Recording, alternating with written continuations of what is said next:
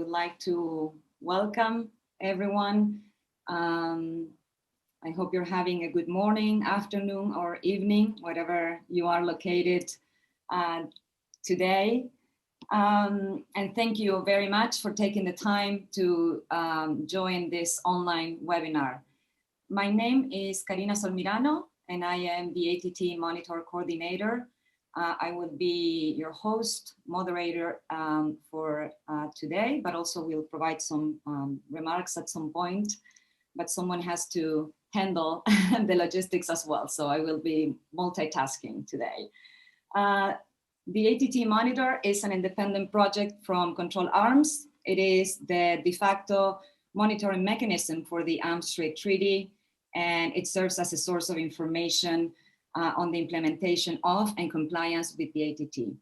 Today's webinar is co-organized with the Stimson Center, and we will be presenting two types of reports this morning. One will be the ATT Monitor 2020 Annual Report, and also a new publication by the Stimson Center's baseline assessment project titled Reporting During a Pandemic, Reflections on the Arms Trade Treaty 2019 Annual Reports. I couldn't start without noting how the pandemic has created multiple challenges this year for all of us. One of them is that we have missed the opportunity to meet in person in New York this week as part of the first committee events and meetings. But I think more importantly, and this is the reason why we are today on this online webinar, is that COVID-19 has also presented a series of challenges to transparency and reporting in the ATT, as you will hear today from our speakers. I think that it's worth to say that because of the environment that we are living in this year, both the work of the ATT Monitor and the ATT-BAP project are fundamental for all ATT stakeholders. And I'm very, very happy that we are still in the midst of this year able to continue providing these resources and informing the debates on arms control and specifically on the ATT. So without further delays, let me introduce you to our distinguished speakers today. First, I would like to introduce Ambassador Robert Gabrielse, who is the permanent representative of the Netherlands to the Conference on Disarmament and Disarmament Ambassador at Large. Prior to this position, Ambassador Gabrielse was the Drugs Coordinator and Security Advisor at the Ministry of Foreign Affairs in The Hague. We also have Mr. Diwaka Prakash, who is the legal advisor to the Australian Permanent Mission to the United Nations in Geneva. He covers disarmament issues, including conventional arms, and also emerging technology issues like autonomous weapons and cyber issues. Ms. Katherine Young is a senior researcher with the ATT Monitor project. She has worked in the field of human rights and disarmament for over 7 years, including most recently before the Monitor, working at Harvard. And finally, but not least, Ms. Rachel Stohl, who is Vice President of the Stimson Center and Director of the Conventional Defense Program. Rachel is also the person who developed, along with Paul Holtom, the Arms Trade Treaty Baseline Assessment Project that she will be presenting today, following the adoption of the ATT. So our next speakers will have 10 minutes, Ambassador Gabrielse and Diwaka. You will have 10 minutes to provide some remarks, and then I will make a brief intervention before giving the screen to Katherine and Rachel. So, Ambassador. No, thank you very much, and we'd like to thank you and Control Arms for the invitation to participate again. It's the second time already this year, and we do this annually in the launch event of the ATT Monitor 2020. So thank you very much, and welcome to everybody who is hearing and being participant to this site event.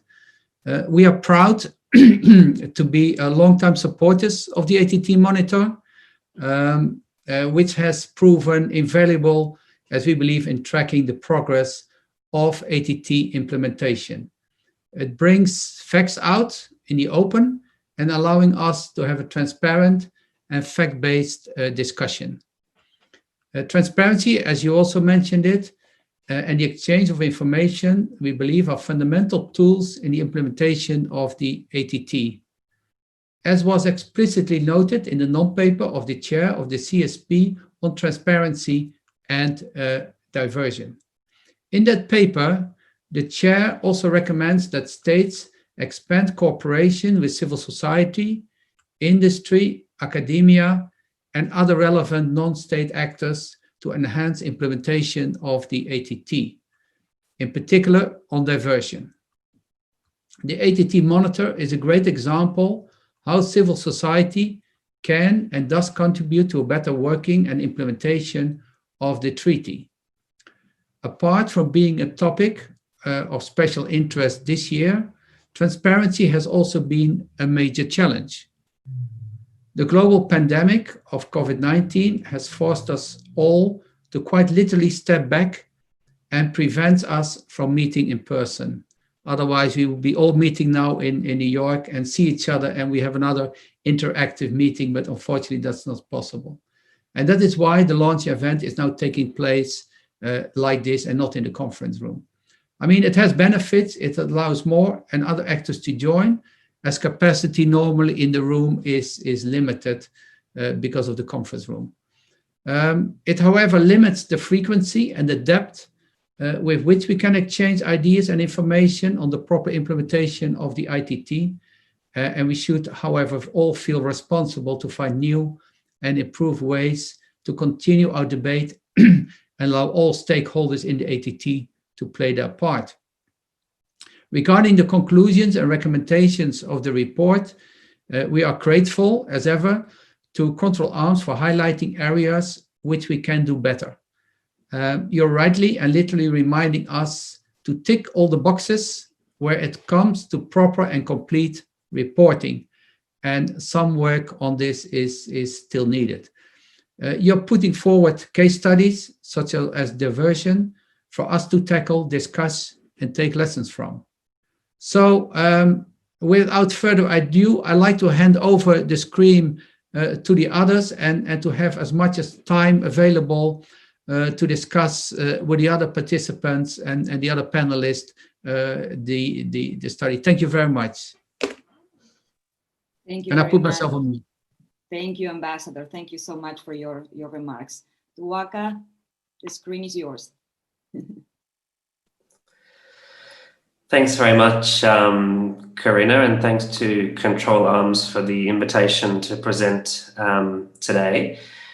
Australia has been a very strong supporter of the ATT Monitor for many years, and we value the work of the Stimson Centre too. So it's great to be on a panel with Rachel, Katherine, and also good to see Rob again. Before I get into some of the concrete examples of transparency and reporting, I wanted to go back to basics to look at why this topic is so central to the ATT. Now, people should forgive me here, but it's the lawyer in me that likes to go back to the treaty. If we look at the treaty, in particular Article 1, that talks about the object and purpose, it provides language to promoting cooperation, transparency, and responsible action by states parties, building confidence in international trade and conventional arms. The preamble of the ATT also recognises the voluntary and active role that civil society, including NGOs and industry, can play in raising awareness of this object and purpose. And of course, Article 13 mentions the obligation to provide an initial report, annual reports, and the lesser well-known encouragement to report on measures taken that have been proven to be effective in addressing the diversion of transferred conventional arms. So all that is to say that transparency and reporting is really built into this treaty. In the preamble, through recognising civil society's role in this regard, the object and purpose in Article 1, and the detailed legal obligations in Article 13. Turning now to the ATT Monitor, Australia has been very proud to be a founding supporter. The Monitor has a strong reputation for quality research and analysis. Importantly, the Monitor represents a significant contribution to promote the understanding of the ATT and help improve transparency of the international arms trade. It's also an important source of information which provides practical recommendations for government policy planning and decision-making. As a concrete example, the case studies of instances of diversion featured in the 2020 ATT Monitor are a valuable insight into the detection of problems as they arise and potential mitigations to deal with them. This contributes to transparency and confidence building in the arms trade. Another good example is the Arms Tracker database, which enables accurate record keeping and enforcement of weapon laws. Developed by the Centre for Armed Violence Reduction, this software computerizes small arms and ammunition storage, record keeping and destruction, and facilitates the sending of data required to complete the various annual reports. This brings me to a point which we have made in the past, but particularly relevant during COVID.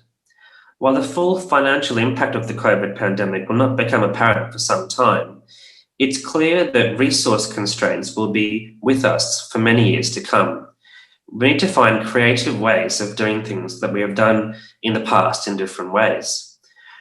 One such efficiency, in Australia's view, is to try and harmonise the ATT reporting with the other strands of reporting, including the UN Register for Conventional Arms.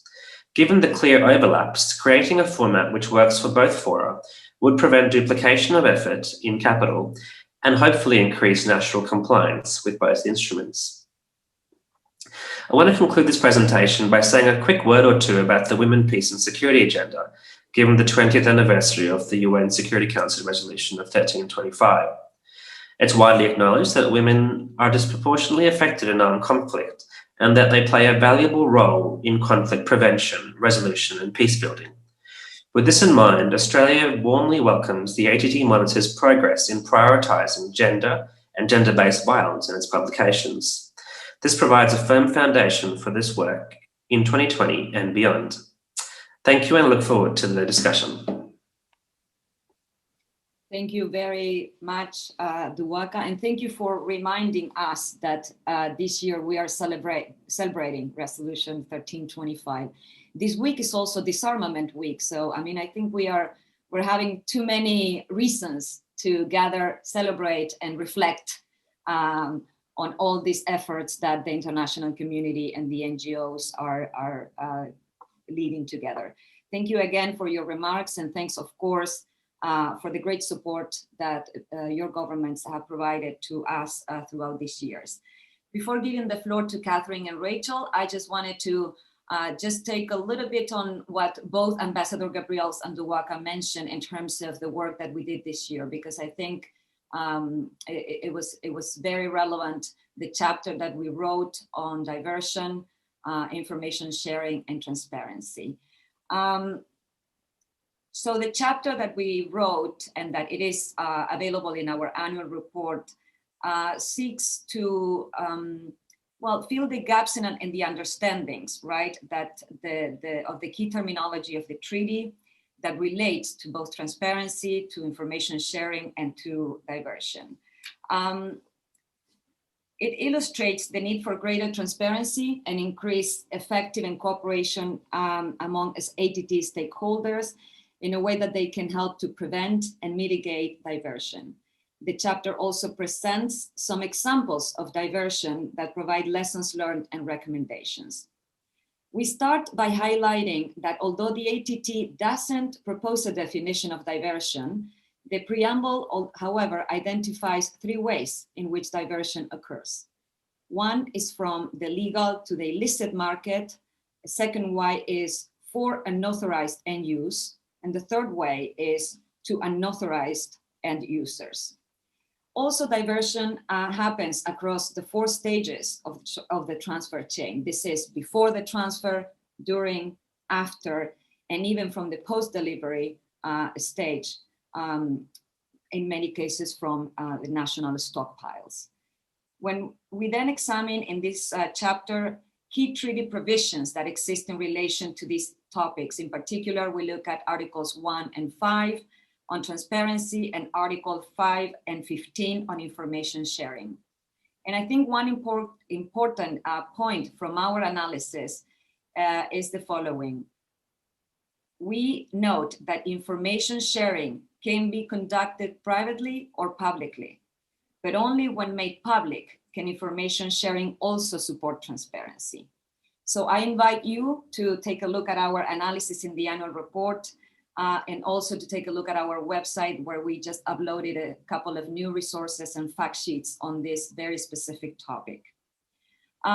We also present information that Diwaka mentioned on specific cases of diversion, and provide examples of each case of diversion in the different stages of the transfer chain. And one would often believe, and I'm from Latin America, so this is the way that we see it, one often believes that diversion is more likely to occur with the small arms and light weapons only, right? Because that's the sort of environment in which it tends to flourish more often. However, we illustrate with some examples that even big, large conventional weapons are also at the risk of being diverted.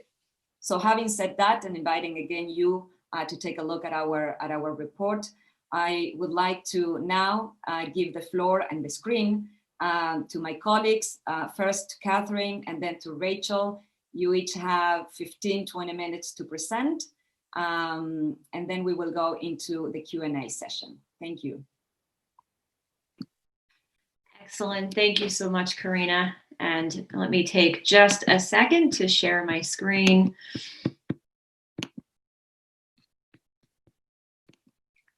Great. So again, thank you, Carina, and thank you to our panelists and everyone who's joined us today, despite an overload of online meetings this month and likely for many more months to come. So we've already heard a lot about the role of ATT reporting in promoting transparency, and Carina's provided a nice overview of transparency in the diversion chapter of this year's ATT Monitor report. So as I transition to a discussion on reporting, I wanted to quickly add, and Diwaka touched on this as well, and actually the slide shows much of what he touched on visually, which is a good transition. And as we say in our diversion chapter, the ATT as a whole provides a pretty broad framework for promoting cooperation between states parties and all stakeholders, as well as information sharing, transparency, and responsible action by states in the global arms trade. And while the diversion chapter illustrates, as Carina noted, the need for greater transparency and increased cooperative action among all ATT stakeholders to prevent and mitigate diversion specifically, really the same can be said about the ATT Monitor's findings on compliance with reporting obligations and commitments to transparency. So for those of you who joined us for the annual report launch back in August during CSP, this slide and some of the others I will show you will look pretty familiar, as my job today is to share the report, provide some context and guidance on accessing the kinds of information we present in it, while also working through its key findings. We very much miss having the opportunity to sit with you all and go through the report in person, so we can answer questions you have or talk about the information presented in some of these ATT annual reports we analyze. And I want to quickly say that if you do have questions, or if there's anything you would like to talk about, or anything you see in the report you'd like to point out to us, please reach out to Carina or myself at any point, and we'd be very happy to talk it through with you. And in the meantime, apologies for any repetition you see here as we share the report once again. But Rachel, I'm sure, will have lots of new information to share with you, so we look forward to that. And as you can see here, the report is divided into 4 main sections. The first of which is the year in review, which gives a snapshot of where the treaty stands regarding universalization, reporting and compliance, and CSP systems and procedures. And then chapter 1 is our special section, as you know, which this year reflects the Argentinian CSP6 presidency's priority theme for the conference, as Carina mentioned earlier. Then the remainder of the report focuses on reporting obligations and transparency commitments. So chapter 2 is a detailed analysis of 2018 ATT annual reports, which detail imports and exports from the 2018 calendar year and were due within 1 week of 31 May 2019. And our ATT Monitor reports provide detailed information on ATT annual reports that were submitted in the previous year to give us time for a sufficient in-depth analysis. And then chapter 3 includes a preliminary review of 2019 annual reports. And these detail imports and exports from the 2019 calendar year and were due within 1 week of 31 May this year. Finally, chapter 3 also looks at ATT initial reports up to our cutoff date for analysis, which was June 2020 this year. So before we jump into the ATT annual reports, there are a few points from our year in review I'd like to highlight. And that's because it seems as though there may be some good news in all of the challenges posed by COVID-19. So I'd like to highlight universalization specifically because it had been, at the time analysis for the ATT monitor report concluded, a relatively slow year. And you can see here it was 106 states parties from the map in the report. And that's where we were at the time. But that's changed since then. And we're happy to see that in addition to the 4 countries that became states parties between this year's report and last year's, which were Botswana, Canada, the Maldives, and Namibia, we're now joined by China, Sao Tome and Principe, Afghanistan, and Niue. And 5 of those states parties joined in 2020, starting with Namibia in July. So this is after the onset of COVID-19. So despite the global challenges presented by the pandemic, treaty participation still grew.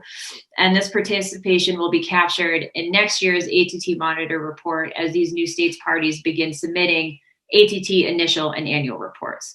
And some of these new states parties have already submitted one or the other. And if you're interested in seeing when these states are due to submit initial reports or their first annual reports, as I am, and many of us on this panel are as well, you can visit the interactive map on the ATT Monitor website, where we provide an overview of all of this information by country.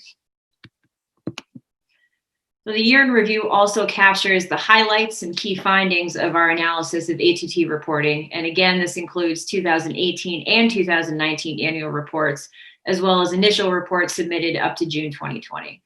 And we see that there is a group of states parties that have demonstrated commitments to transparency pretty consistently from year to year. And I'll talk about good practice here a bit later. But we also see that an increasing number of states parties are keeping initial and annual reports confidential. And this is a worrying trend. And we have more information now than we did in August, thanks to Rachel and her team, that's looked more in depth at 2019 annual reports and some of the trends identified in chapter 3 of the ATT monitor report. So again, looking forward to hearing more about that shortly in and out of the context of COVID-19 and what this means for identifying trends moving forward. So moving on to chapter 2, and this chapter covers a lot of ground as it's our in-depth analysis of 2018 annual reports. And again, these detail imports and exports from the 2018 calendar year, included in reports due on 31 May 2019. So we look at the quantity of reports submitted and states parties' compliance with reporting obligations, because Article 13 makes clear the obligations to submit annual reports detailing both exports and imports of conventional arms covered by the scope of the ATT, and to submit reports by the 31 May deadline, so on-time reporting. And for our analysis, again, we extend the 1-week grace period for considering a report on time. And then we take a closer look at the quality of what states reported, and overall, we're finding progress remains slow. So at the time of analysis, 61 of 92 states parties that were due to submit 2018 annual reports did so, which is a compliance rate of 66%. And there were actually 62 reports that were submitted, including Chile, who submitted a report even though it was not yet obliged to do so. So the compliance rate is only slightly higher, tiny bit, than the compliance rate for 2017 annual reports. So there's really not much of an improvement or a move backwards in that regard. However, only 51 states parties, or 55%, made their reports publicly available. And this is of all reports due to be submitted. And this speaks to the trend we've identified towards increased confidential reporting. So Rachel will have more information on this for 2019 annual reports, but it seems as though we've taken a big step backwards across the board really in this year. And while in August and in our report, we call attention to the increase in confidential reporting between 2017 and 2018 reports as the largest increase so far. And this was from 2% to 11% of total reports due. But now we also see a significant increase with 2019 reports. And I do want to quickly note that in this chapter, we determine compliance rates and rates of confidential reporting based on the number of reports due to be submitted. So not always based on the number of reports actually submitted. And this is because here we want to determine of the information states are obligated to submit, how much of it we can actually see and analyze. So that's where those numbers come from, which is something to keep in mind as we move forward. So then looking at the quality of annual reports, we look at publicly submitted reports and determine if for each transfer, states parties specify weapon type, provide the number of units or financial value or both for each weapon type, and clearly name the final exporting or importing country. And we found that only 39% of states parties due to submit reports submitted ones that contain the minimum necessary information for us to meaningfully assess the reported transfers. And for the rest, either a report wasn't submitted at all, or it was difficult or impossible to undertake analysis and determine whether treaty obligations were met. What we didn't do this year was undertake the extensive exercise of comparing exports and imports, because in both years of replicating our discrepancy analysis, we found that only 1.6% of all reported exports matched exactly with corresponding reported imports. And what that tells us in part is that reporting practice really matters if we want a clear picture of the arms trade. So we thought it would be useful instead to show, as we do in chapter 2.3, the vast variation in reporting practice that helps contribute to these discrepancies.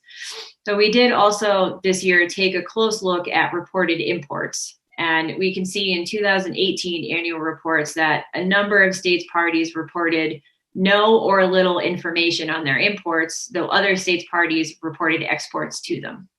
So I encourage you to take a look at the ATT Monitor report for many examples of this, which we highlight in part because reporting on imports is an obligation, but it can also be a vital component of efforts to identify diversion, for example, and other elements of national control systems that may be improved.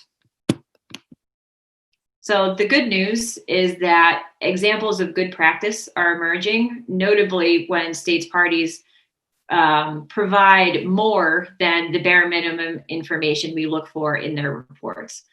So 31 or 50% of states parties who submitted a report provided descriptions of all or many of their reported exports or imports.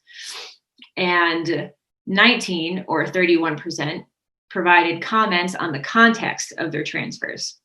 And then also a good number of states parties included information on types of conventional arms that are within the scope of the ATT, but not explicitly mentioned in the reporting templates.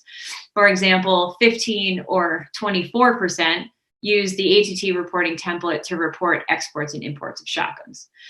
And 10 or 16% definitively stated that no conventional arms of specific categories have been exported or imported by writing nil or zero or none or anything of the sort, rather than leaving the space in the reporting template blank, which can be ambiguous for us when we take a look at it. So all of these practices contribute to helping us paint a more complete picture of the global arms trade. Then chapter 2 also includes our country profile analysis, which is something we're happy to provide each year in our ATT Monitor annual report. And here, the 52 publicly available 2018 annual reports form the basis of analysis as in previous years. So each profile provides data on key reporting practice metrics, as well as a summary of areas of good practice and areas for improvement. And the profiles also contain a summary of transfers reported by each state party, which includes basic comparable information, such as import and export partners, and overall numbers of weapons categories and subcategories. And they are dense, they are full of information, so I'll direct you to either the ATT Monitor Annual Report or to our website, where we've made them all available for download directly. And if you visited the website in August, we encourage you to visit again, as we have since made all years of our analysis available. And now, and we're almost through it. This is chapter 2.3. And while the country profiles provide analysis of reporting practices disaggregated by country, and this allows for year-to-year comparative analysis, the tables we provide here seek to show information in a manner that allows for better comparison across annual reports. And the idea is that by providing easily accessible and comparable information about reporting practice, it then becomes easier to untangle the many different kinds of information provided by states, and therefore provide more context and understanding of global arms transfers. Because as I mentioned before, reporting practice really, really matters. And it matters, as we know, whether states report authorized or actual exports and imports, as do definitions of key terminology and categorizations of conventional arms. So some states report sporting and hunting rifles, while others don't. And sometimes this is made clear in Annex 2 of annual report templates and descriptions of national definitions of weapons categories, and sometimes we don't know. So additionally, each year states might present new or different kinds of information, and to get a good picture of the global arms trade, analysis of each report must first take stock of reporting practice in order to allow that picture to emerge. So we appreciate the work of the Working Group on Transparency and Reporting and the ATT Secretariat and other organizations like ATT-BAP that support and encourage this process. And we look forward to continuing discussion on amending reporting templates to make it easier for states to provide relevant and comparable information that I believe will continue into this year's CSP process. And finally, for chapter 3, I'll kindly look to Rachel now to take us through these findings, along with the findings of ATT-BAP's new report. So very much looking forward to hearing about this year's round of reporting. Thank you. Thank you, Katherine. Rachel, last but not least. Thank you. We just want all the new updates. So I'm just putting in the chat now the new report. Great. And I'm going to share my screen so that you can actually see the data that I am going to present. Great.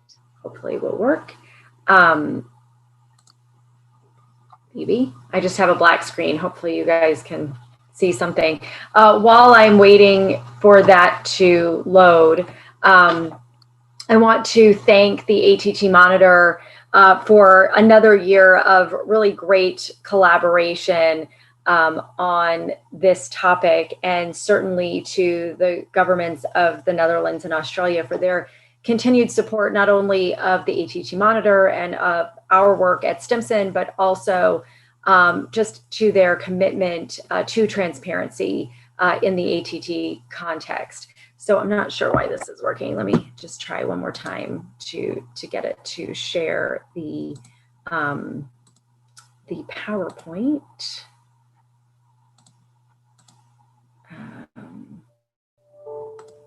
Sorry. And as most of you know, I am the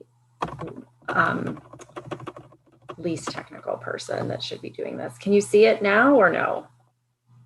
Not really. Not yet. Okay, No, let me not try yet. one more time and see if, let's see, screen sharing has failed to start. Okay, let me try one more time. I apologize. Let's see if we can do it this way. There you are. Okay. Yeah. We'll wait for the slideshow maybe to start. Can you see now? Yes. Perfect. Okay. Thank you.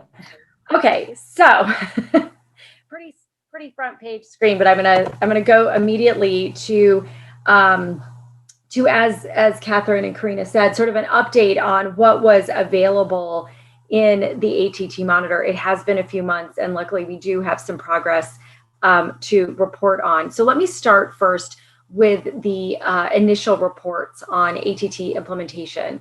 I think we get, this time every year, we think about the annual reports, but we need to remember that the initial reports continue to serve as a really important tool for monitoring ATT implementation and really understanding how states parties interpret and incorporate the treaty's provisions into their national control systems. So when the ATT monitor came out in August, 100 of the then 106 states parties were due to submit their initial reports to the ATT Secretariat, and 76 had done so. And so this year's annual report talks about the information from those 6 new submitted reports by those that were required to do so. Now, some of them were belated submissions. So 4 of those 6 were countries that had previously had their reports due and just had not yet done so. And so that perhaps is, given I'm going to be a little pessimistic in a few minutes, I just want to note that perhaps this is a positive trend and an early indicator towards improved reporting compliance from previously non-compliant states parties. So that's great. It's never too late. For those watching, it's never too late to submit your initial report, even if it's many, many years late. 4 of those 6 states reported publicly, while 2 of them did choose to make their initial reports private on the Secretariat's website.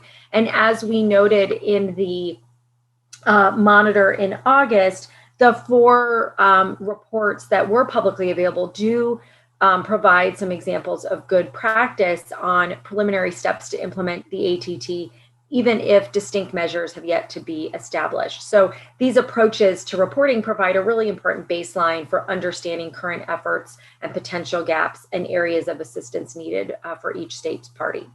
So since the monitor was published, 4 new states parties joined the treaty, which is fantastic. And also 4 states parties were due to submit their reports. So their due dates were after the ATT monitor was published. So only 2 of the 2 states parties have submitted their initial reports since publication. One was Canada, which was due to do so in that period, and the other was St. Vincent and the Grenadines, which again was due to submit their report in 2015, and we're delighted that they have now reported as well. So if you look at where we're at today on October 29th, we have 104 states parties that are required to submit their ATT initial reports. 78 have done so. So that's an overall compliance rate of approximately 75%. So we're pretty consistent over the past few years at that compliance rate. And if we look at those 75 or 78 states parties, 15 have chosen to make their initial reports private. So when we get to talking about annual reports, we'll also note that private reporting really represents an unfortunate and growing trend. So if we look back to May 2016, only 4% of initial reports were private. That percentage is increasing year by year. We're now at 19% of all submitted initial reports. In addition to requiring states parties to submit an initial report, the treaty also requires states to update their reports and provide the ATT Secretariat on any new measures that they've undertaken to implement the treaty. Only 4 states thus far have provided updates to their initial reports. And we know by looking at other publicly available reports and hearing state interventions that many more states have undertaken new measures to implement their ATT and need to update their initial reports. As we mentioned in the monitor, there is no clear process or mechanism yet to facilitate initial report updates in a consistent and standardized measure. However, the Working Group on Transparency and Reporting has continued its efforts to assist states in better understanding and complying with reporting obligations, including their obligation to update initial reports. The ATT Secretariat is willingly accepting those updates when they're provided. So I want to strongly encourage states to provide those updates so we can really measure and see the impact and effectiveness of implementation of the ATT. Now, let's turn to annual reporting, because I think that's what many of you are very excited to hear about this morning. Diwaka said in his opening, sort of at its core, the ATT aims to promote transparency in the arms trade in order to build confidence among states parties.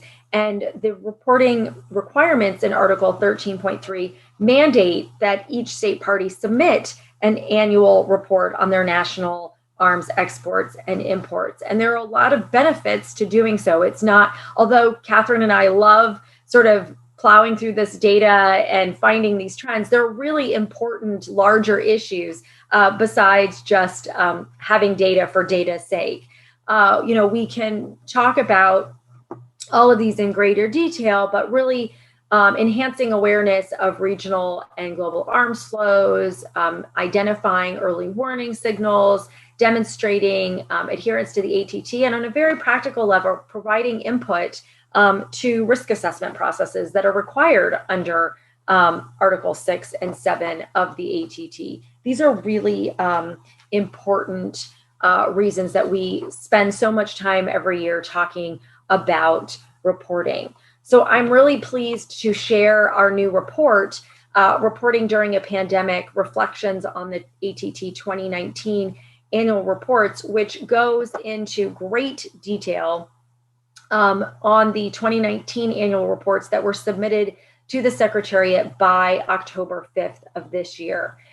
We really tried to highlight as much information as we can from those reports, and it updates a lot of the information that we provided in the ATT Monitor, which only was able to look at reports received from until June, and I'll talk about some of the data changes to that. So this report, and it's very strange to not be doing this in person as we normally do every October, and to have hard copies. It's the first time I haven't printed hard copies available, but you can find this online, and maybe someday we'll all be together again and I'll be able to hand out the hard copies for you to look through, because there is a lot of data, and I am going to throw a lot of numbers at you, but it is available online. So you don't feel you have to write furiously to get some of this information. So this report looks at the 53 annual reports that have been provided on the ATT Secretariat's website as of 5 October.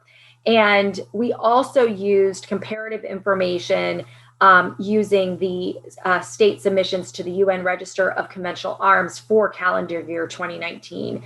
And we looked at information that has been provided to the ATT Secretariat to help clarify states party submissions and offer some insights on reporting obligations and compliance. So of the 110 states parties to the ATT as of 5 October, 97 were required to submit a 2019 annual report.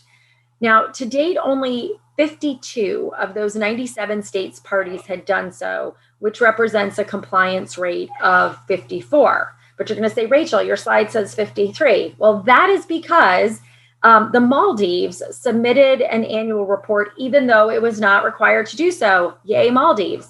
And so that means that we have 53 reports to analyze, and our reporting rate, which is a little bit different than the compliance rate, is actually 55%. Now, this is the lowest compliance and reporting rate of any year since the ATT began requiring reports. And I think it's fair to say that the receiving of the 2019 ATT annual reports will continue, and that this data is still in flux due to the delays wrought by the COVID-19 pandemic. And my guess is, and I really hope I'm right, that more states parties are likely to submit their reports in the coming months and even into next year, as often happens in the past because of the delay. Only 36 states parties were able to submit their annual reports on time by the deadline, which is only an on-time compliance rate of 37%. And if you look at the previous year, the on-time compliance rate was 48%. So I think it's not only is it the lowest rate of on-time reporting on any year, I think, again, it's much due to COVID because if you think about May 31st was very early on for many countries in the pandemic. People were still trying to sort out how to undertake remote work, an inability to access information, and there were lots of competing priorities for governments at that time. So I am hoping that this is not a long-term trend, and that this was just a one-year aberration, and in the coming year, we'll see countries catch up to their 2019 obligations, and we'll see them meet their 2020 obligations early in the new year. So each year, states parties are required to submit their reports, and there's new states parties each year that it becomes their first time obligation. So there were 5 new states parties that were required to submit their annual reports this year. 3 of those 5 have met that requirement as of October 5th. Chile, I just want to know, it was mentioned earlier, Chile actually submitted their report also the previous year, even though they were not required to do so. Yay, Chile. So they have demonstrated their commitment to doing so. So 17 states parties that have submitted at least one report over the last 4 years has not submitted a 2019 annual report. So that's a little bit worrying that we had those states that were previously compliant suddenly now are not requiring, and 11 of those 17 have submitted a report every single year that they have been required to do so. So again, I'm going to put this all sort of on COVID's shoulders and hope that by next year people are back on track. There are also 6 states parties of those 17 that sometimes report, sometimes don't. There's probably likely a lot of reasons for this, and I look forward to looking next year to see if we can find some fixes in the system. There are 26 states parties, however, that still have never submitted an annual report despite being required to do so. And that, I think, is where a lot of our energies need to be placed in terms of ensuring that those states have the support that they might need to be able to submit in the future. Katherine mentioned in her remarks that there is a very worrying trend about private reporting. If you just look at this year alone, we see that 11 of the 53 annual reports are private, which is 21%. That's more than a fifth of all reports are those that we are not, as analysts and as civil society organizations, are not able to look at. And again, going back to a few slides ago, when I talk about the purpose of ATT reporting, it really undermines our ability to have effective ATT reporting. The record high reporting rate, I think, reflects a negative trend that we're seeing over time. And it's worth noting that all 3 states parties that submitted an ATT annual report for the first time this year, Kazakhstan, the Maldives, and State of Palestine, did so privately. So that is not, that's not a positive trend, in that the first report being private probably means that future reports will be private as well. Of the 11 that were private this year, 5 submitted privately last year. Some of these 11, though, have submitted private or public reports in the past, but have gradually shifted to private reporting over time. And again, that is quite worrying. And countries that had reported publicly for all of their years, this year for some was the first year that they reported privately. So it really remains unclear the reasons that states choose to make the reports private or have chosen to switch to private reporting years after reporting publicly.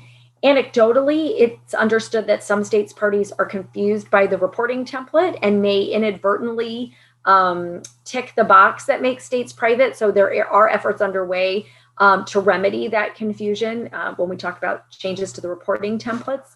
States parties may also face changes in their security situations or choose to withhold sensitive commercial information for economic reasons.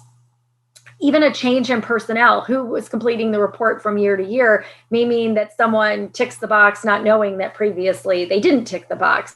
So there are a lot of potential reasons, but again, it's a concerning trend, and we need to think about how to change that perspective so that we don't challenge the treaty's transparency objective. So let's quickly turn to the kinds of reports that were submitted this year. States can use an online reporting tool. They can use a Word version of the reporting template, or they can use their UN register reports every year. All are allowed, or anything else they would like, all are allowed under the ATT's provisions. You can see the breakdown of the states and what they used. Interestingly, the number of states parties using the online tool is pretty close to what it was last year, but it's not necessarily the same 10 states. It was 11 the previous year. Again, not sure why a state in one year used the online tool, then switched back to the reporting template. So we'll have to dig a little deeper into those questions as well. Consistent with previous years, we look at nil reports as well. States are allowed to provide nil reports either for exports or for imports, or for both exports and imports. Again, interestingly, those states are not consistent from year to year, and sometimes the information in the reports are contradictory. Consistent with their reporting patterns over previous years, both Austria and the United Kingdom only reported on arms exports and did not submit any information on their 2019 arms imports, though neither indicated they submitted a nil import for arms imports.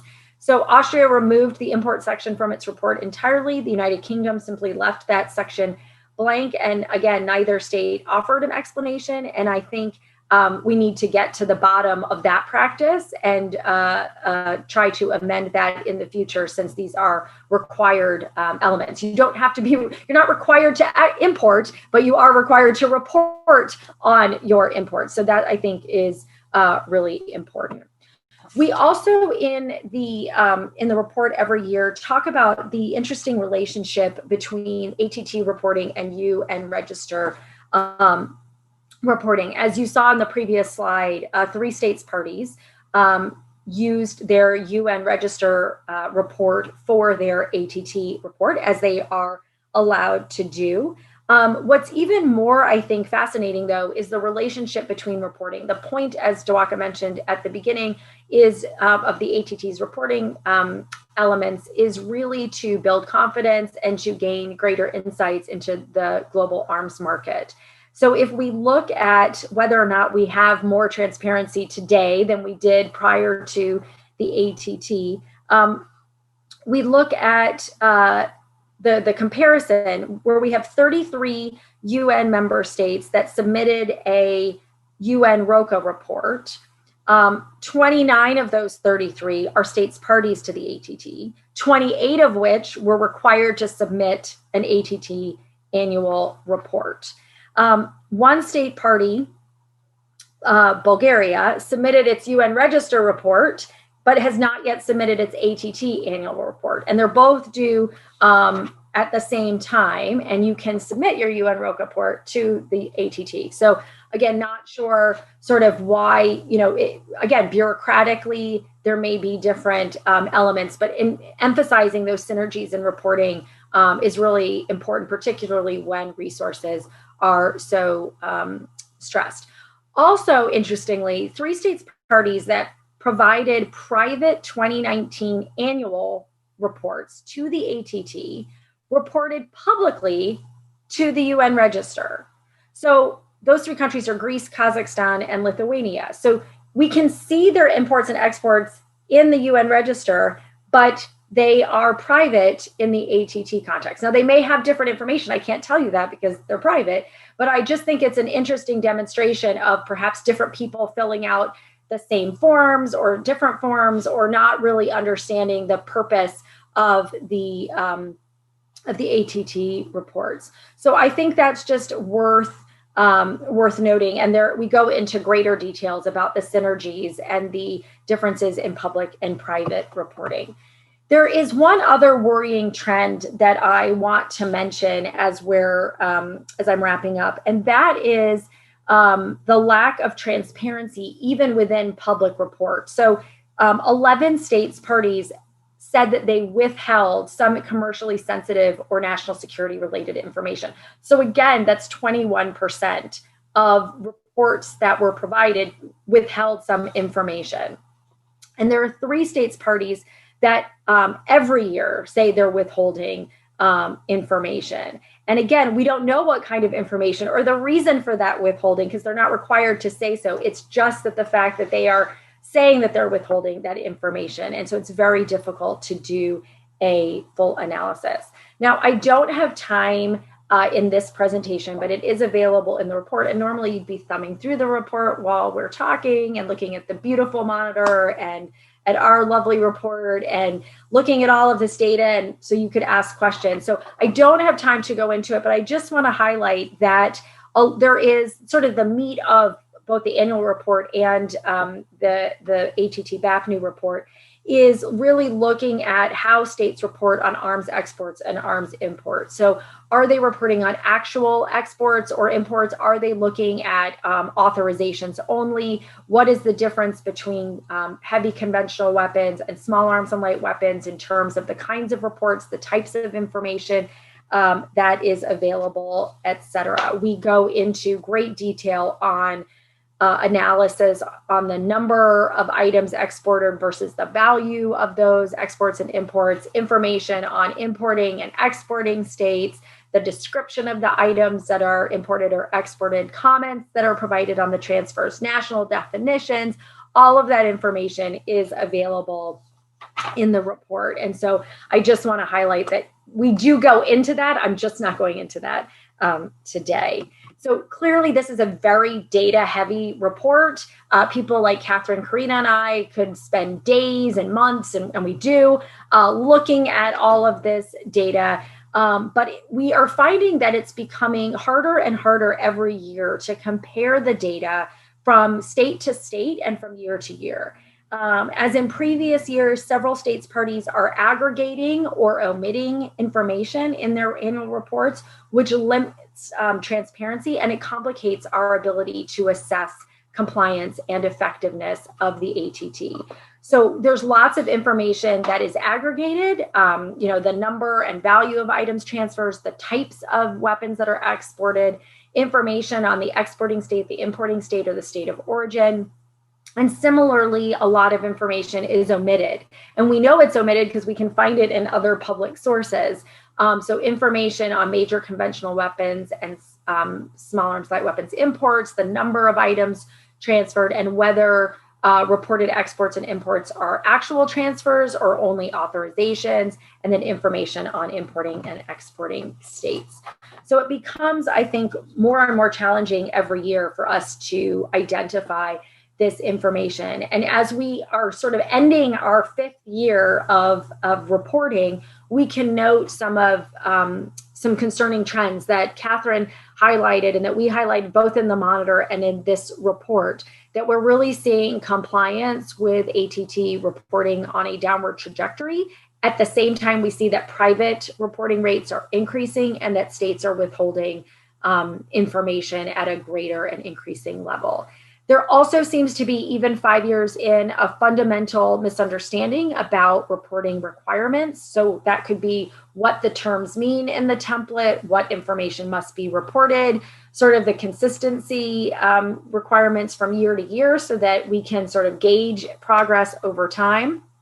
And I always feel like I end these presentations on a very negative note. And I just want to say that there is a lot of work being done to support reporting, that the Working Group on Transparency and Reporting, the ATT Secretariat, civil society organizations are all really committed to seeing reporting succeed in the ATT context. And we need to ensure, despite the global pandemic, our inability to meet and have coffee one-on-one and talk about these issues together, we can make this a priority and reverse these negative trends before it's too late. So I will stop there and happy to answer any questions.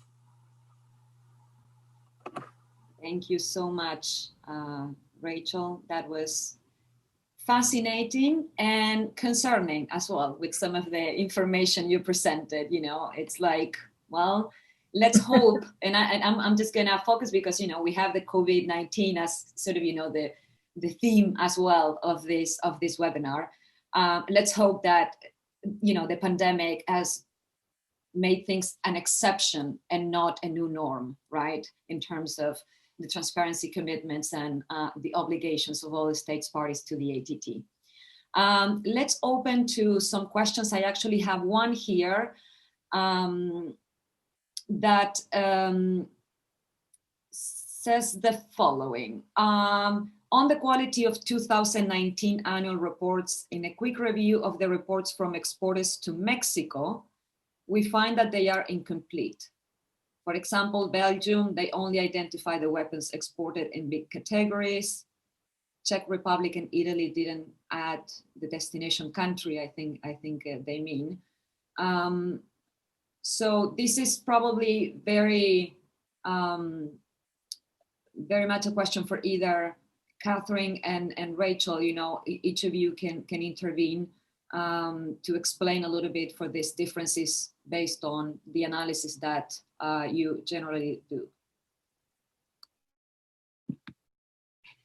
Sure, I can quickly comment, and you know, I think this is a good example of you know, not only differences in reporting practice, but you know, the different kinds of information that different states parties will report. And you know, there are some specific examples given here, and I think what we see is that, you know, this might be true for 1 year, and then the next year when someone did not report destination countries for exports or imports, maybe they do, and then the next year they don't. And this is in part why we talk about, you know, the quality of annual reports and looking at certain elements of them to determine whether or not we can meaningfully assess the transfers. And Rachel very kindly reminded us that you know, we don't assess the transfers just to assess the transfers, that there are a lot of benefits to taking a look and seeing what is going where and for what reason. So again, we do encourage all states parties to specify weapon type for every transfer, provide a number of units or financial value for each weapon type for each transfer, and also clearly name the final exporting and importing country so that there isn't missing information like in the example we see here. I was muted. Thank you so much. I have one question and one sort of, you know, announcement as well that you can probably all see in the chat. The first one is that the EU has just launched a new arms export database last Monday. You have the link there. You can go and take a look, navigate. I think this is going to be a very useful resource, you know, speaking about transparency, speaking about trends, speaking about, you know, the information that countries sometimes need or at least provide in terms of their exports. I think I took a look very quickly. I was fascinated looking at, you know, the type of information that they had for Argentina, you know, like who is Argentina, for instance, importing from the EU. So a very good resource. The second question here is, do we have any sense of whether states are comparing their reports with each other to see if both importers and exporters are reporting the same data? I realized the ATT Monitor used to try to compare, and I found it challenging. Feels like it could be a sign of reporting working if states did compare with each other. I don't know, maybe Rachel and then Katherine on this.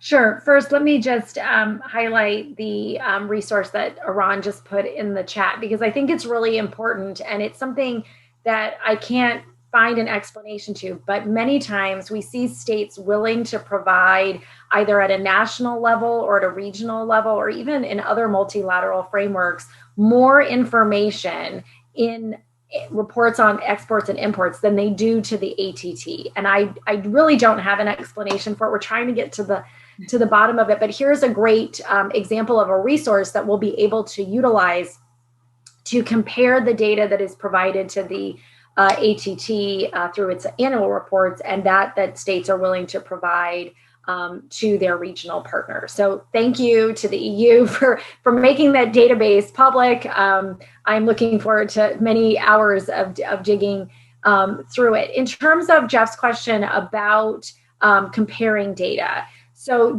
I don't think that there's a conscious decision by states to say, if Australia wants to call the Netherlands and say, hey, what did you report on that transfer that we shared last year? I don't think that happens. Maybe it does, and you all can correct me. I don't think that happens, but I do think what happens is each state has different bureaucratic peculiarities about how they report, and it does not necessarily transfer from one year to the next. It may not even be the same for one end user and another. It may just be, we're doing authorizations for these transfers. We found that with small arms and light weapons, for example, that sometimes it was the actual, sometimes it was those that were authorized. There doesn't seem to be a rhyme or reason to it. And so it does make it very difficult to be able to conduct the discrepancy analysis that Katherine mentioned in her remarks, but also just not even looking for discrepancies, just trying to look at a particular government's transfer decisions over a period of time. Those are not necessarily reported on equally year to year, or transfer to transfer, or weapon type to weapon type. And it may be the way, again, it could be just a bureaucratic issue. I don't think there's intent here. I don't think people are trying to be sneaky or not report. I think it's just the ways in which national systems are set up to facilitate reporting often are not the most efficient and effective to doing data analysis. Data analysis is not, again, is like sort of the secondary piece of this. Sometimes states are just worried about getting the information out and not thinking, how is this comparable or not comparable? Yes, exactly. And I think the only thing I would add to that is when we would do the discrepancy analysis and provide examples in the annual report, we did have occasionally a government come to us and say, we saw the examples and we reached out to the government who had reported either imports or exports differently than we did.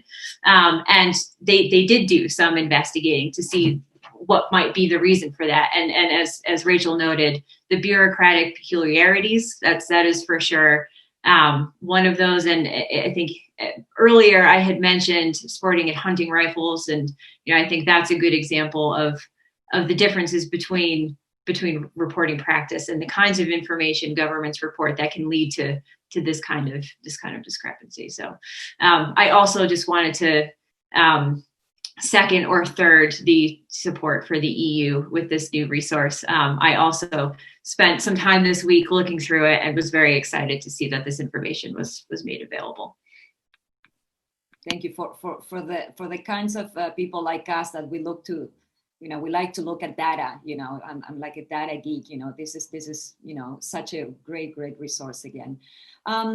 I would like to venture a little bit and perhaps, give the floor to Diwaka and Ambassador Gabrielse to, if you know any example based on your experience, in different multilateral settings where perhaps, the states do, share the information or have, this type of exchanges of information. Perhaps it's not the case, perhaps at the EU level, Ambassador, mostly because, you do cooperate in different settings as well, where you do exchange information on arms transfers. Well, thank you, Carina. Well, it's good to the EU.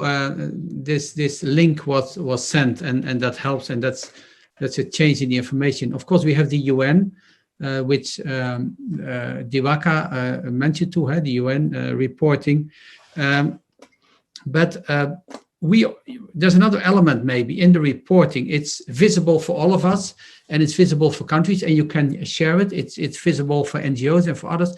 For us, it's also important to Parliament, since to be transparent, we also have to be transparent to Parliament.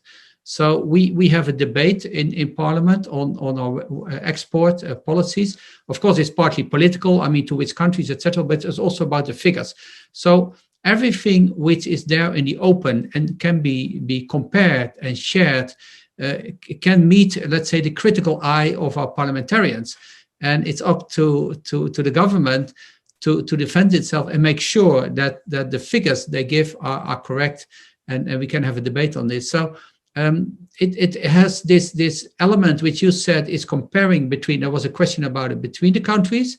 It's comparing for the outside world, and for us it's also, of course, the political element. It might be different from country to country, but for us, Parliament is important in the whole debate. Thanks. Thank you.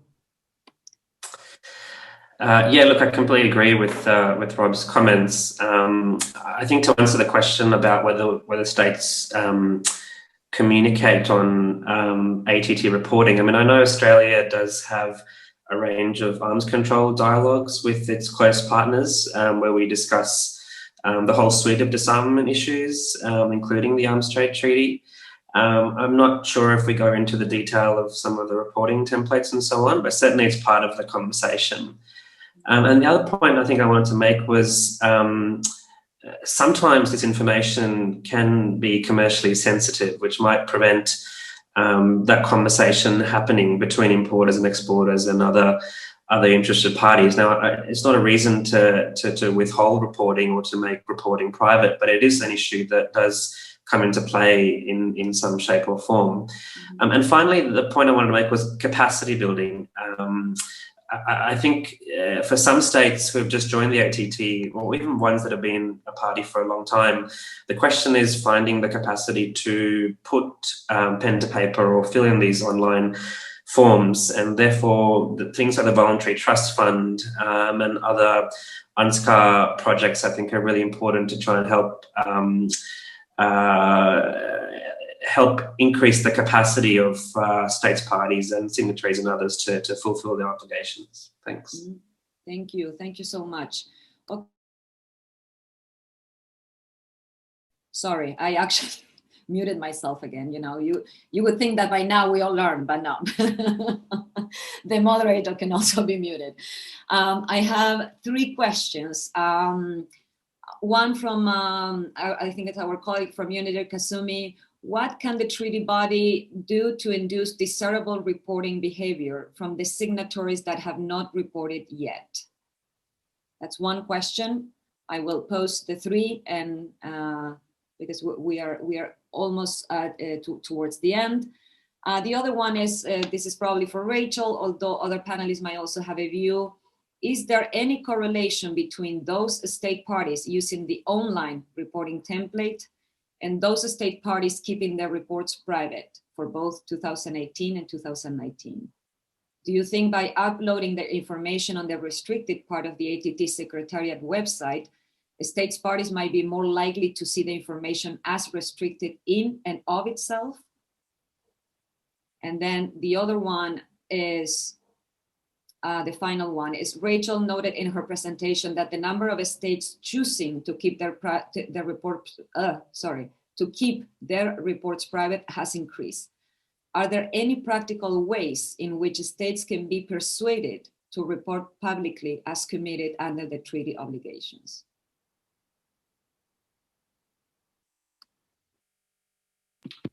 Well, I can start briefly, as I think Rachel can cover the vast majority of this, and just say that, you know, to the question of taking action so that signatories, when they become states parties, are in a better position to report. I know we briefly touched on the work of the Working Group on Transparency and Reporting, as well as the ATT Secretariat, and I know they are developing a lot of resources to support states in reporting and understanding reporting obligations and the different elements of reporting templates. And I would imagine at this point that also includes the online reporting tool. So signatories and new states parties can look to those. And then there's also information exchange platforms, including I think this past year there was a meeting for states parties to share information with each other. And I do believe signatories were invited to participate in that as well. So that's another forum that would be useful. And in addition to that, we do have civil society organizations like the ATT Monitor and also ATT-BAP. And I know Rachel has done a lot of work in the past working directly with states parties and new states parties to help fulfill reporting obligations. So I'll let her take on the rest of that. Thanks, Katherine. I'm going to get to Liz's question first. So I only know of one states party that used the online reporting tool that kept their report private. So the vast majority, the 9 of the 10, actually did make their reports public. So I'm not sure there's a correlation between using the online reporting tool and privately reporting. If you look at, there's a really nice multi-page spread in our report that shows reporting over time, and it has like a little lock symbol if reports have been private. So you'll be able to see who has kept their reports private through over time. Again, to Stephen's question about the increased number of reporting and what can we do about this, I think one, as Katherine said, informing states before they become states parties of their obligations, the purposes of reporting. This is not a shaming exercise. This is not a gotcha moment. It really is, if you look at the object and purpose of the ATT, this really is a core value. And the reason why the ATT was created is to have a better understanding of global arms transfers and to build confidence among states that those transfers are happening in responsible and regulated ways. I think also for those states that are, that it's accidental private reporting, that they, are confused by the reporting template. Again, the fixing of the reporting templates, which I know is a priority for the working group on transparency and reporting in the coming years, is going to be essential to avoid that misunderstanding, to educate states parties, and to ensure that those who are responsible for filling out the reports understand what's happening sort of at the political and diplomatic level, why these reports are important, that the default should be public and not private. I think all of that will go a long way. There are no sort of punitive measures for states that don't fulfill their reporting requirements. That's not what the ATT is about. The ATT is a confidence building treaty. That said, it is a shame that we aren't able to meet in person, because every year, not only does the Secretariat use some of the plenary of the Conference of States Parties to put the charts and graphs up about reporting, which is an incentive to states. They don't want to see their name sort of over as an absent reporter. They don't want to see it in our report. Believe you me, I get emails afterwards saying, it says we didn't report, but we're doing it right now. Or we had one occasion where the woman who actually, I won't say the state, filled out the report, she completed it. It just never was submitted. And so she was horrified to learn that all of the work that she had done had actually not been submitted. So sometimes having your name on the list is good, because it changes your bureaucratic process. But the idea here, as I said in the very beginning of my presentation, it is never too late to submit your reports, even your annual reports. You can go back and submit those reports over time if they had been missing. So I strongly encourage, I think it can be overwhelming if you see all those missing, X's on your list, to say, oh, we can't catch up. It's never too late. You can start reporting now. I think, again, it is really a sign, and a worrying sign to me, that reporting has not been a priority, because it is, I think, a really important indicator of momentum of the treaty, of continued adherence to the treaty.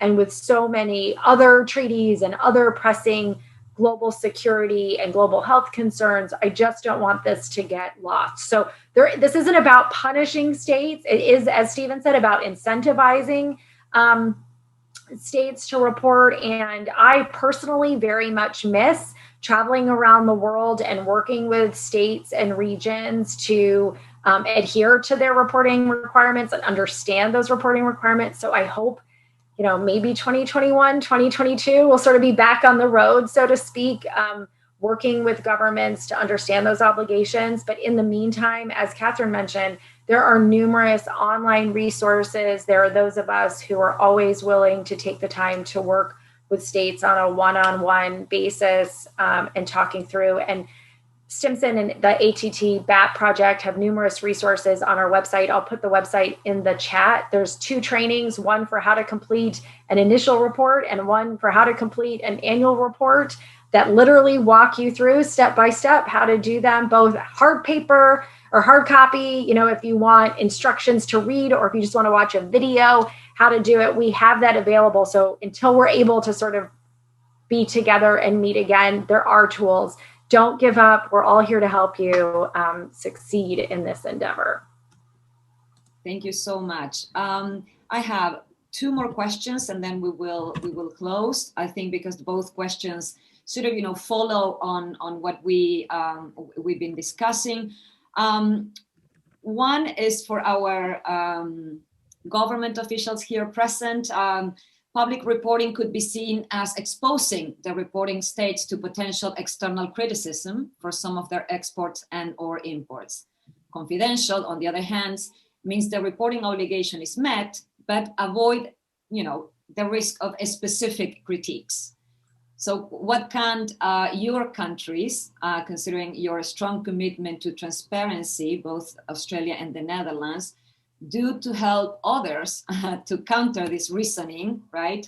And encourage them to report publicly instead of privately? If I may, the first thing maybe is to set a good example. Like I said, we have a critical parliament, and I guess also a critical civil society and academia. So they will look over our shoulder what we are reporting and whether we are reporting and the quality of reporting. So, and in a way that also in line with what Rachel said, and I fully agree what she said, there is a kind of group pressure if you're part of the ATT and to make sure that you have good reporting. Unfortunately, like Rachel said, we are not in the room. We cannot put it on a nice screen, but of course it helps. This is the whole meaning. And lastly, it's what Diwaka said, it's about the capacity building. It's a lot of work, and I can imagine for smaller states, it's laborious work. And the example Rachel gave, that maybe the person who filled it all in forgot to press the button to send it, and she was horrified not to see the. But it's a lot of work. So and we should help with those countries who have a problem with this, to make sure they have the capacity to do it. It's still a young treaty. It's 5 years old. So with the help of your organization or Stimson Center, we have to work to make it better. So I would say setting the good example. And of course, in our case, we also have within the EU, we have the dialogue amongst ourselves. Thanks. Thank you. Yeah, I mean, again, I agree completely with Rob's points. For me, there's a couple of things as well that you could say we could do. I think the first thing is looking back at the object and purpose of the treaty and encouraging states, parties, signatories and others to make sure they act consistently with that object and purpose, which is to increase, one of which is to increase cooperation, transparency in the arms trade. And the second is really asking the question, we know why it's important, it's been explored in detail today, but also asking the question, why not? I think too often excuses can be made in terms of, as I mentioned, sensitive information, national security implications, and so on. And sometimes, in most cases, these are real reasons why information can't be shared publicly. But on other occasions, I think if we ask the question, why not, we are getting closer to fulfilling our obligations in the treaty and also not crossing any lines domestically or nationally speaking. So I think just shifting the paradigm a little bit to being as transparent as possible, I think is a helpful way of looking at it. Thanks. Thanks. Thank you, Diwaka. Very interesting. Okay, final one. from Ambassador Bruce Concepcion. Is there not a looming crisis as to the reporting trend in which each or most states would rather use their choice of being confidentiality of data in relation to national security as to the more convenient mode of non-reporting? Wouldn't the reporting be more fluid, convenient, and automated if database systems will be developed in order to especially make it very easy for most states to just send out the report each time they are due? So, and I look at Rachel. Yeah, no, I think this question and the one that came after it in the Q&A are really important. I think we should make it as easy as possible for states to report and to synergize and harmonize efforts to do so. That was one reason why the UN Register reports are permitted to be submitted for your ATT annual reports. And as I mentioned, and we go into greater detail in our report, there are some states that, not only report to both, they may not even use the same template. Only 3 states use the UNROCA template for their ATT report, partly because the UNROCA report is a little bit more limited than the ATT, and so people want to provide additional information. But I also think that it's often different people that are submitting those reports, and so if there is a way, not just for the small countries with limited capacities and resources, but to make reporting easier, and that's what the online reporting tool was supposed to do. That is why we are looking to revamp the reporting templates in a way that allows sort of more common sense and easier reporting. Having these discussions and identifying what those synergies are really important. And as our government friends know, often the person sitting in the room at the ATT meeting are not the people that are filling out the forms back in Capitol. And so sometimes there's a little bit of a disconnect as to what actually would make things easier and would be more efficient. So as we enter into 2021, into those discussions on the reporting template and on synergies in reporting, certainly that will be one area where we can identify some strategies. And I will just draw your attention to a project that Stimson and CIPRI are doing together to try and understand what are some of the obstacles to larger ATT implementation. But certainly with regards to reporting, we will be looking at, what are those obstacles and challenges? Is it that I have 7 reports to do and I just can't get to the ATT report? Is it that I don't understand the difference between the ATT, right? All of those kinds of questions, I think, will be important to answer so that we can better identify strategies and solutions so that, as the ambassador said, yes, the ATT is a very young treaty, but we want it to start off with the best foundation possible and to get states in the habit of that regular reporting in a way that demonstrates the impact and the potential of the treaty to make a difference, rather than discouraging folks and saying, oh, the reporting rates are terrible, it's not worth doing, I'm going to move on to something else. So trying to be supportive and identify strategies, I think, will be really important in the short term to ensure that long-term success. Thank you very much, Rachel. And I look forward, as many of you probably, to that research that you will conduct with the Friends of CIPRI. Super, super interesting. Keep us posted on that. Well, with this, I would like to thank everyone first to our panelists, of course, for being so nice, presenting, providing remarks, making us reflect on so many of the challenges that we are facing in terms of ATT implementation. And also, I would like to thank all the participants, all the questions that were raised. I hope that we answer all of them. And invite you finally to visit the ATT-BAP report that Rachel just sent the link earlier today. Visit the ATT Monitor Annual Report as well, and let us know if you have any thoughts, comments after the event. You probably have my contact because I've been the one bugging you with all the invitations. So thank you very much again, and we hope to see you soon in person, perhaps next time. Bye-bye. Thank you. Thank you. Thanks very much. Bye.